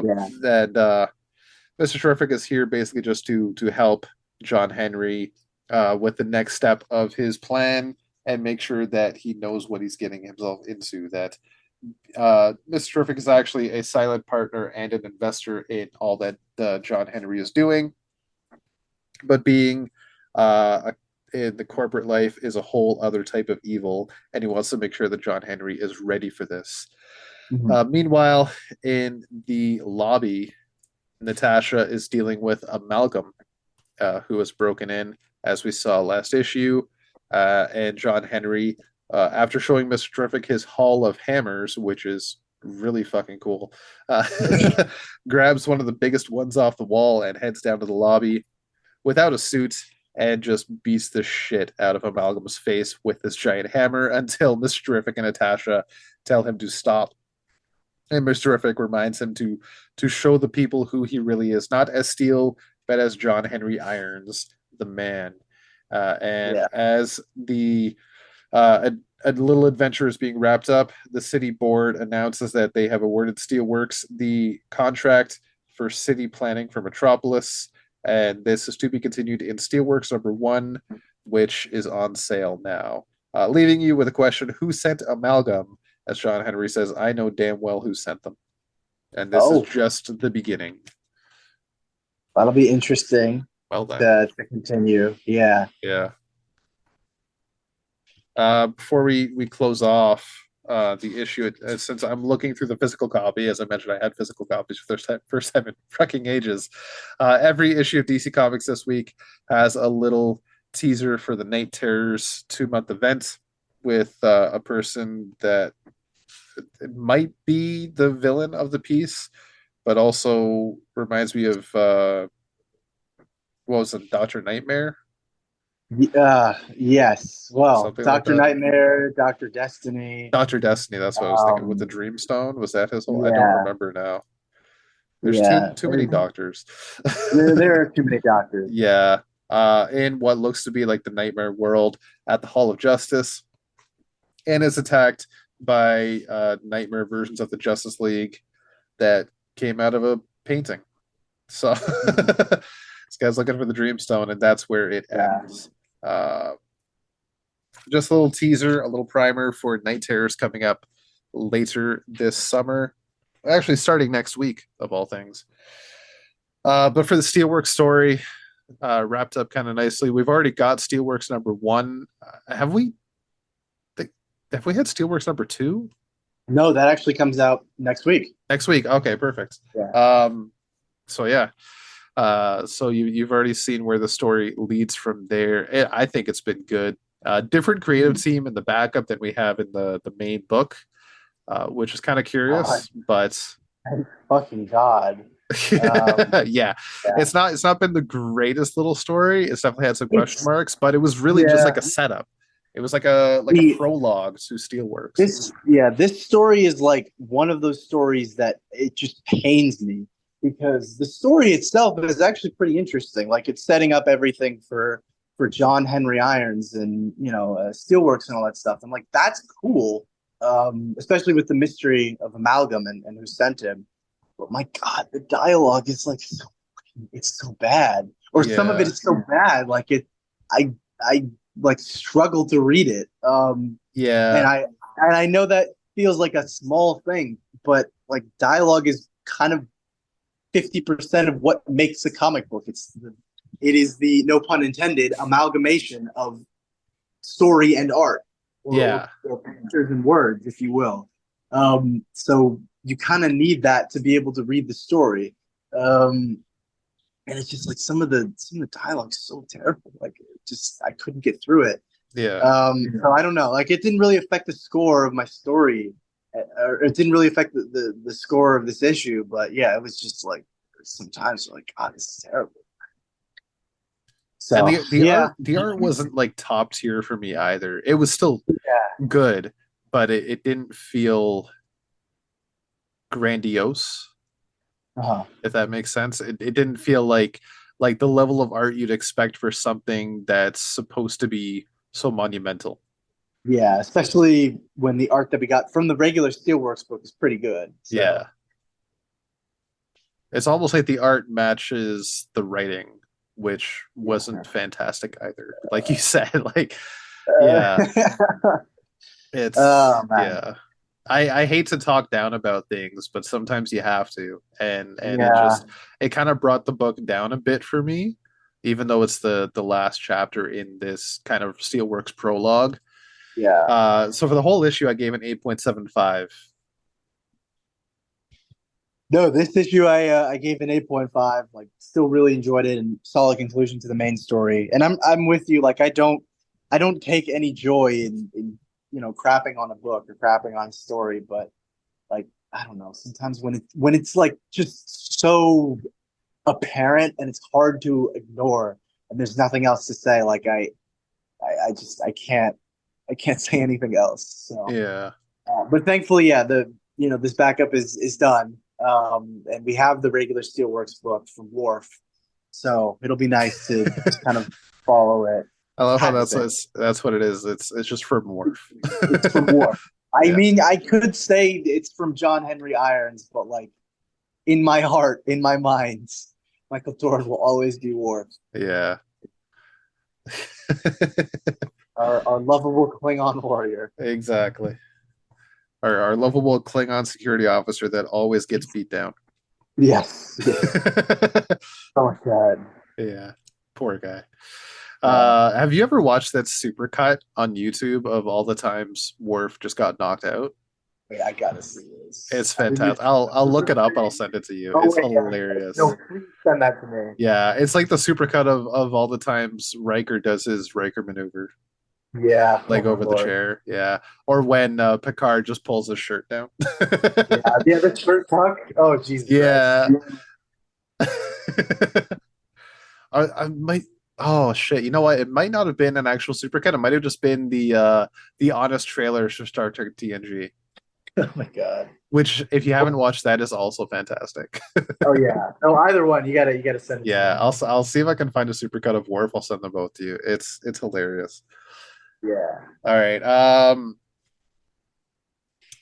All right. Yeah. With that, the fuck, where am I going? Let's get to our top three books of the week and Yeah. favorite moment if you had one. You want to start us off? My pleasure. This week at number three, I had Detective Comics. At number two, I had Action Comics. And at number one, for reasons that we will soon discuss, I had Green Arrow, number three. Right on. I'm very similar there. Number three, I had Action Comics. Number two, we will also get to discuss soon. I had Green Arrow, and number one, surprising even myself, I had Harley Quinn this Wow. this week. Yeah, I just it was so much fun this month. Like Yeah, I got you're so thinking into really it. good. Like this is just fun and colorful and bombastic and cartoony, and I just can't help but love it. Well, did you have a favorite moment? The last page of Harley, actually, it's just I can't Oh, stop laughing at the fact that that's how they end it and lead oh into Night Terrors.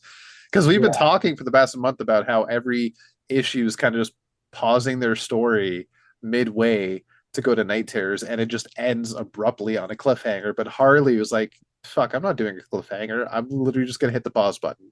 yeah. No, that was great. Yeah, Uh, my favorite moment. Well, I don't know because it's kind of a spoiler for the next series of books we're going to talk. Well, fuck it. yeah. I know exactly where you're going because that's Well, actually, also that was my other favorite yeah. moment. But It's not. It's actually not that one. It's another one. But oh, I'm just gonna say it because it's in the preview of Green Arrow #3. If you look it up online. okay, so no, Um. that's exactly where I was going. Yeah, that's what I was Oh, thinking okay. too. Yeah, Yeah. It there is a moment that we will just where Connor finally gets the reunion with Ollie that we've all been waiting for like I don't even know how long, probably since Robin yeah. 2021. And it was here and it was executed perfectly Oh because God, it's yeah, not schmaltzy. There's no like, Ollie's not like, oh, Connor, and there's none of that. Like it's such a perfect Ollie moment. Like literally says nothing, ignores all the Legion of Superheroes, walks up and gives his son a damn hug. And I was yeah, like, that's all you need. yeah. I was so happy with that. It So was perfect. That was honestly my other favorite moment, but I chose the last page of Harley over that which is simply fair. because It's fair. because we're not reviewing Green Arrow in this show, but like if we Yes. were, that was gonna be it. Yeah, yeah, But yeah, easily my favorite moment out of the books this week because yeah. long overdue, but also just executed perfectly. Exactly. It really was. There was no Yeah. words to be said.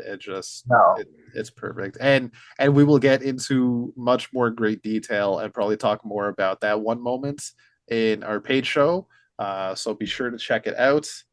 Um, so is there any last minute thoughts about the books we had today? I don't really have anything. No, All right, I think we covered everything. right on. All right, so with that, that is our show. So if you do feel like supporting us and checking out our subscriber bonus show, be sure to check out our Discord server for only $2.99 a month. To get to that, visit our website, thegeekmatrixpod.com, for links to Discord, Twitter, Instagram, shows, and much more. And we're getting out of here, so you will have to as well. Be careful out there, and remember, in the Geek Matrix, you are not alone.